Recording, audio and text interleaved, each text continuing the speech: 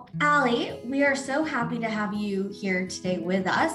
Why don't you start by introducing yourself to our viewers? Give us some fun facts. Yeah, sure. So my name's Allie Adams. I'm 34 years old and I live and work in Toronto. I work for a law firm by the name of McCarthy Tatro and I'm a senior communications manager there.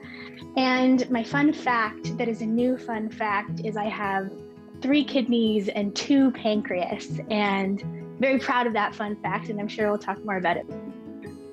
That is a great fun fact. And that leads us perfectly to my first question. Why don't you tell us a little bit about your first diagnosis earlier on in life?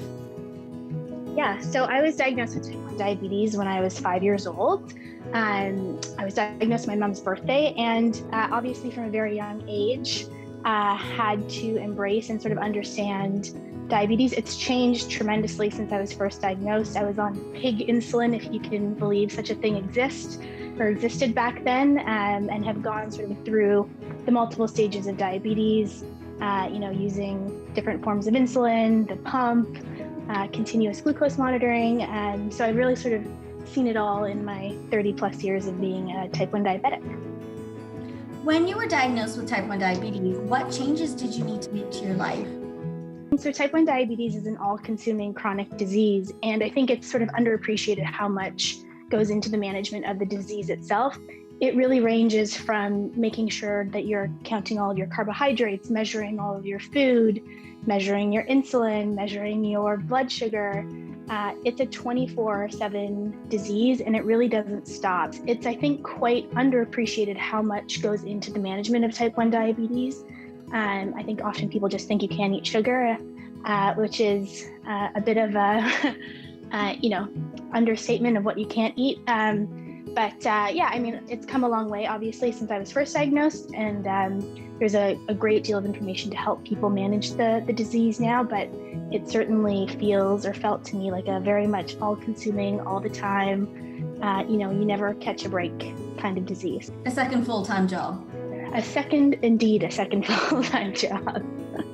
Thank you for sharing that. As someone who lives with type 1 diabetes myself, everything you said totally resonates with me. Tell us about your second diagnosis with end-stage kidney disease and how you felt, as well as how it felt to get that diagnosis. Yeah, so I was just had turned 32 when I was first diagnosed with end-stage kidney failure. I really had no idea that it was even possible at 32 to be diagnosed with end-stage kidney failure. It felt like just a shot at a left field, and to be honest, it felt like I had failed. For the first time in my life, I had to admit that I had let myself down. I felt like I had let my family down, my friends down. And it was really challenging, like mentally, to accept the disease. And so at the time, I really didn't even have that many symptoms. And it's very typical of kidney disease patients to not be symptomatic. There was small things that I, in retrospect, have now become aware of. One of the biggest ones was I had swollen ankles, which is called pitted edema. And, I sort of attributed it to being 68 floors up in a high rise downtown and traveling. And, I had high blood pressure, but I was like, I have a stressful job. So maybe it's just, I'm, excited about whatever I happen to be excited about. I was just at home one night and was on the phone with a friend of mine, and she was speaking to me, and I just couldn't understand or really even take in what she was saying. She was speaking and my brain was just not taking it in. And I said, this feels kind of odd. My body feels off. And having been type 1 diabetic for so long, you kind of have an acute understanding of your body and when things are off and on. And it just felt terribly off. And so I went into the emergency room. They thought I had a collapsed lung because my blood pressure was like 220 over 150. I was put in the resuscitation unit on the verge of a heart attack. So it was quite dramatic. And because I was so young, people weren't expecting that it would be kidney failure. They sort of thought it was everything but. And then in January of that year, I got the news that it was end-stage kidney failure. So it was quite a quite a journey to get there, a lot of tests, a lot of time in the hospital, but eventually a diagnosis and sort of a plan to move forward. How long did it take between that hospital visit and that diagnosis with end-stage kidney disease?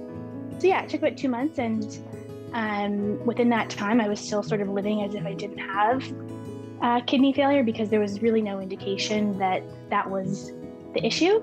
And then as soon as I got the diagnosis, sort of again, my whole life changed.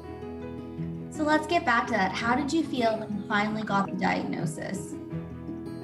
Yeah, I mean, I was terrified, to be honest with you. I began to research everything. I researched, the renal diet, and I researched, transplant, and I researched what potassium was and what phosphate. I spent hours and hours trying to figure out and make sense of it. And the folks at Toronto General were also an incredible resource for me. And I think sort of working together and formulating my own plan, as well as working with them, has been sort of like the secret sauce of how I got through it.